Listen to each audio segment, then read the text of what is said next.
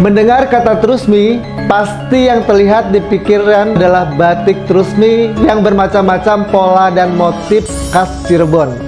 Desa Trusmi memang merupakan desa wisata, baik wisata religi maupun wisata berburu batik Trusmi. Kompleks situs Ki Buyut Trusmi merupakan kompleks bangunan kuno yang terletak di Kampung Dalem, Desa Trusmi Wetan, Kecamatan Waru, Kabupaten Cirebon. Kompleks situs ini termasuk ke dalam kompleks pemakaman karena di dalamnya terdapat makam tokoh-tokoh penting dan makam warga. Situs ini juga merupakan situs kompleks pemakaman terpenting kedua di Cirebon setelah situs Astana Gunung Jati. Di bagian sudut timur kompleks terdapat makam keramat yang begitu diistimewakan, yaitu makam Ki Gede Trusmi dan Pangeran Trusmi. Menurut kisah-kisah yang diceritakan turun-temurun secara lisan di kalangan warga masyarakat Trusmi, kompleks situs Buyut Trusmi dipercaya merupakan salah satu situs kuno di Cirebon. Keberadaan makam yang dipercaya merupakan makam keramat Ki Gede Trusmi dan Pangeran Trusmi di situs ini turut memperkuat dugaan kekunoan situs ini karena nama Ki Gede Trusmi dan Pangeran Trusmi secara jelas merupakan tokoh penting peradaban Cirebon.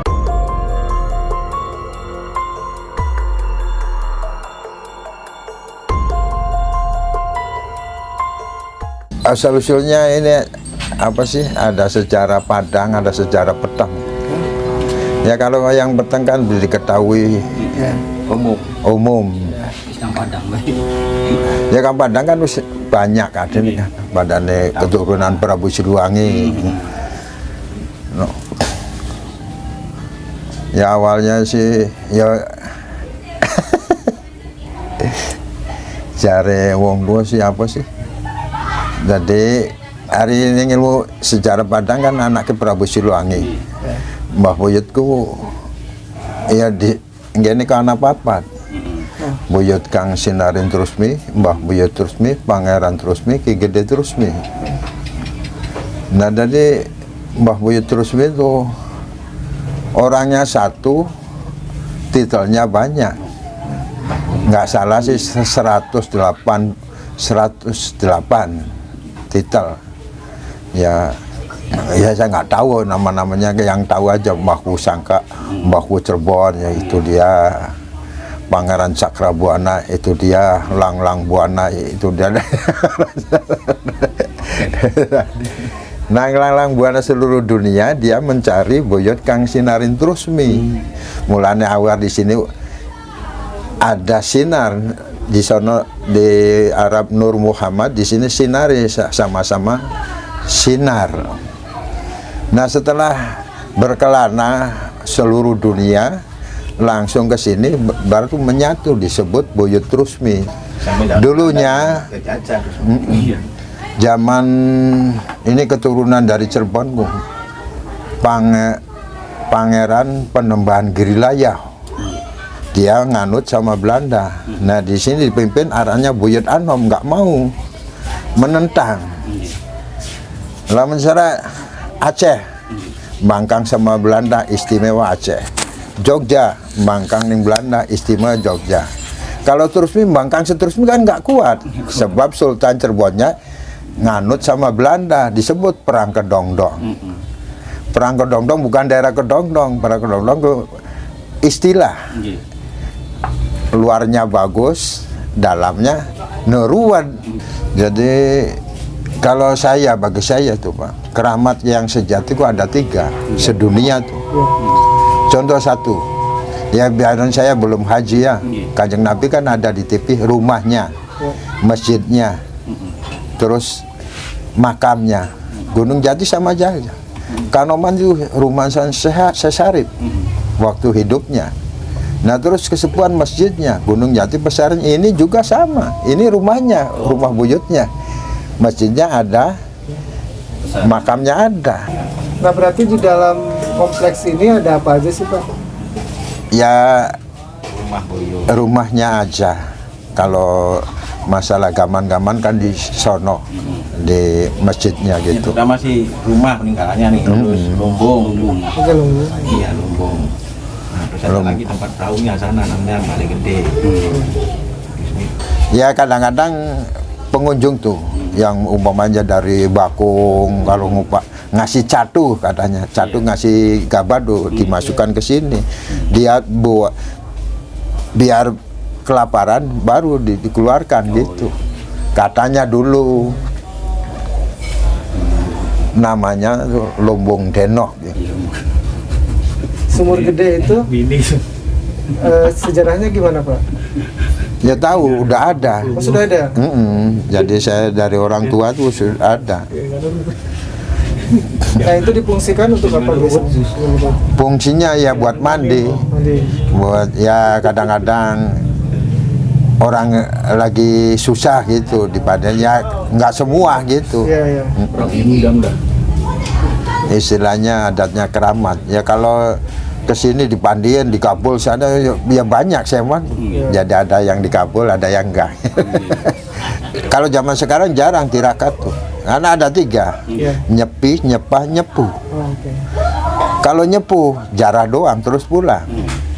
Disebut nyepah, puasa enggak tapi nginep 1 malam gitu. Kalau nyepi ya puasa gitu. Nggak ada pantangan, nggak ada apa. Cuman orang tirakat nggak diwajibkan boleh, nggak diwajibkan, kalau nggak ada nggak apa-apa gitu. Kalau diwajibkan, kalau orang nyepi seharusnya mau bikin tumpeng. Oh, iya. Jadi tumpeng isiarnya tuh surat KTP lah secara. Sebab dari tidur di sini kan bukan tidur di hotel, jadi ada syaratnya gitu, numpeng. Nah, kalau orang datang ke sini biasanya mereka punya hajat apa sih, Pak? Ya tergantung masing keperluan sendiri. Kadang-kadang lagi usahanya nggak ketemu, kadang-kadang ya macam-macam lah orang tuh.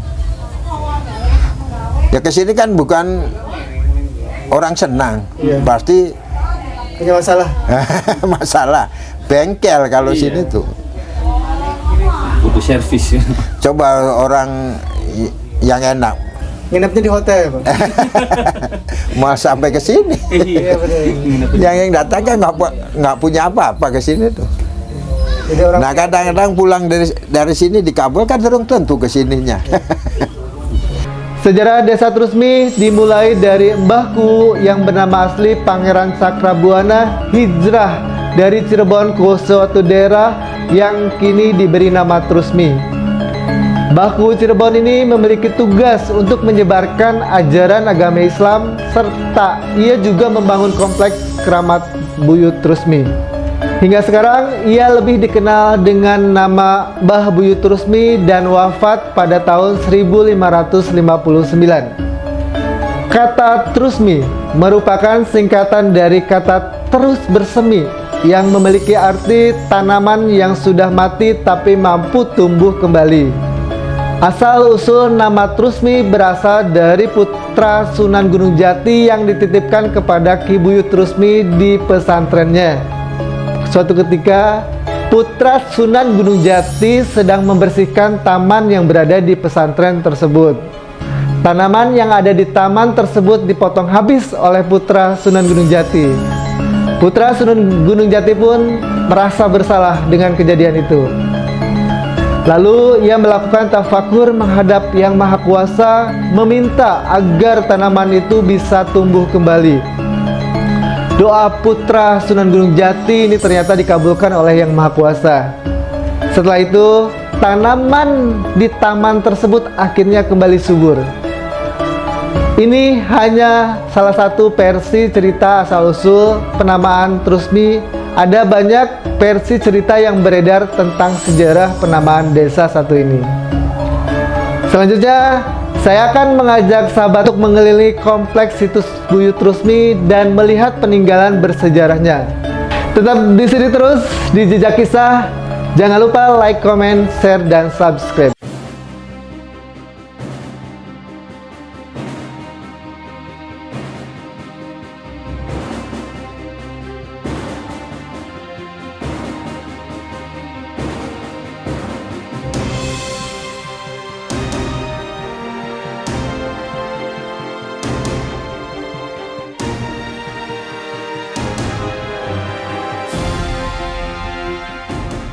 ini sumur gede. Jadi dulu emang sumur ini sudah ada dari zaman rumah gede ini aja gitu. Ini buat mandinya. Kobong kalau Kobong ya? orang sini sih bilang. Berarti ini bata-batanya zaman dulu juga? Zaman dulu semua ini. Nah, ini tempat buat mandi atau kobong. Nah, ini disebut gosang kalau orang sini. Gosang. Tempat penampungan air. Jadi ini aslinya sih gentong gerabah. Cuman supaya mungkin nggak pecah jadi dilapisi semen. Ini sih baru lapisan semen. Tapi ini sebenarnya tempat ini udah lama ya? Udah lama sih. Biasanya kalau pakai penampungan gosang ini biasanya airnya rasanya lebih adem. Oh gitu? Iya, coba aja tuh. Nah, Oh iya. lebih dingin gitu. Khusus buat tempat mandi. Tuh. Nah, ini sumur gede. Nah, ini juga sama. Batanya bang sih pakai bata Oh iya. melengkung. Aslinya kotak tuh. Di bawahnya Di sih. bawahnya kotak ya? Oh iya betul. Ih, polanya maksudnya. Tapi kini kayak aku nyaset Iya. kotak tapi kotak. Ya agak lengkung ya? Lengkap 1, 2, 3, 4, 5, 6.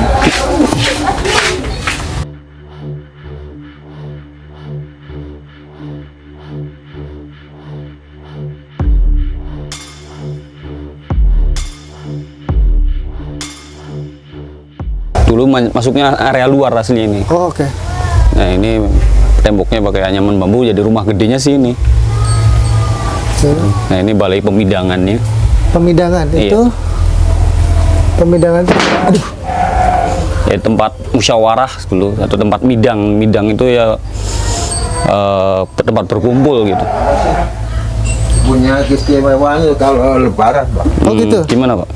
Lebaran haji atau lebaran kecil apa sih? Iya, Raya kecil. raya kecil Idul Fitri. Nah ini tempatnya duduknya kunci kiai yang Oh, kelihatan. nggih, nggih. Nah di ini rakyat biasa. Nggih. Nah di sono anak kecil. Nggih. Jadi di sini boleh kan awli kanggo contoh Nggih. memuji tahbiran dari anak kecil sampai sedengan sampai sesepuh. Nggih. Mulai. Apa yang pertama Allah Akbar di sini Nggih.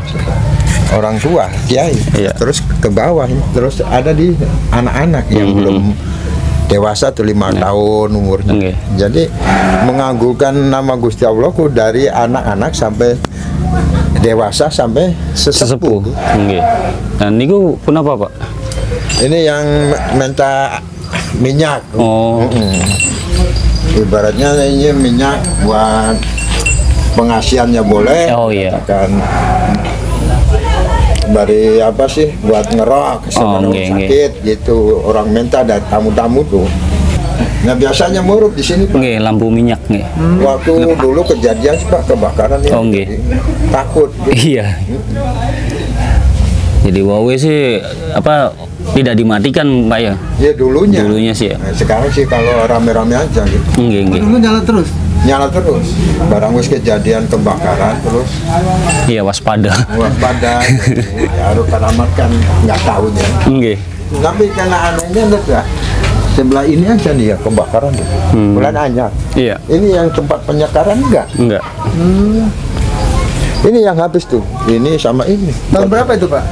Ya sebelum ngasih pertanda. Sebelum Covid. Oh, Sebelum COVID. Langsung ini kebakaran terus COVID. Itu anehnya. Jadi ada tanda-tanda. Sebelum Covid aja pas. Ini kebakaran terus COVID berjalan.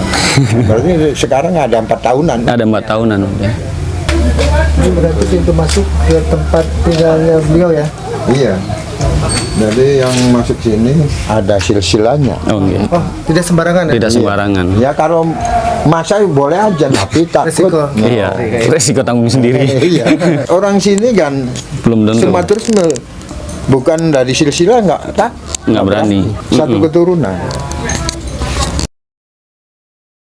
Selain memiliki komplek makam keramat yang begitu terkenal, kerajinan tangan masyarakat desanya pun tak kalah mengagumkan. Salah satunya adalah batik Trusmi. Batik Trusmi Cirebon ini dikenal pertama kali pada abad ke-14. Awal mula eksistensi batik Trusmi dimulai dari Ki Buyut Trusmi. Ia bersama Sunan Gunung Jati menyebarkan ajaran Islam di desa tersebut. Tak hanya mengajarkan agama, keduanya juga mengajarkan keterampilan membuat batik kepada warga setempat. Kemudian, suatu ketika Sultan Keraton Cirebon memerintahkan warga Trusmi untuk membuat batik seperti miliknya dan hanya ditunjukkan motifnya saja tanpa melihat batik aslinya. Warga lalu berbondong-bondong membuatnya sesuai perintah Sultan. Dan saat itu semua warga selesai membuat batik sesuai motif yang diberikan Sultan tersebut. Salah seorang warga menghadap Sultan dengan kain batik yang telah dibuat. Warga tersebut meminta batik asli kepada sang Sultan, kemudian membungkus kedua batik yang asli dan buatannya di wadah yang sama. Warga kemudian meminta Sultan untuk menentukan mana batik asli dan buatan. Namun, Sultan merasa bingung karena hasil batik keduanya tak jauh berbeda. Sultan menganggap bahwa karya warga Trusmi memiliki kualitas yang sangat tinggi serta pengerjaannya yang detail. Saat itulah Sultan mengakui keterampilan pengrajin batik Trusmi dan produksi batik Trusmi berkembang hingga saat ini.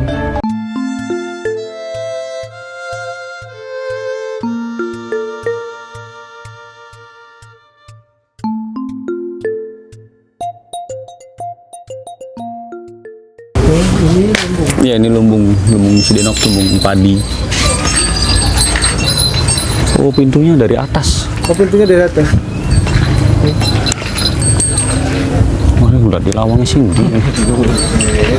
Kalau ngasih tampak di dari atas. Oh iya. Oh, terus ngasihkan padinya gimana? Ya dimasukkan sih. Dialungin gitu. Oh. Buat apa sih? Syarat. Syarat. Istilahnya.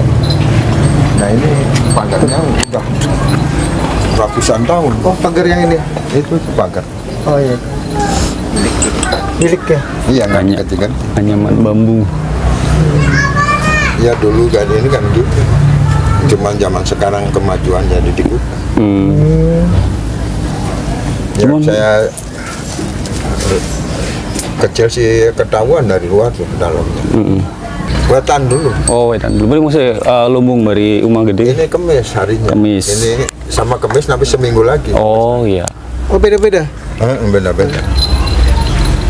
Oke teman-teman, cukup sekian ya liputan kali ini di Buyut Trusmi. Sampai ketemu di liputan selanjutnya.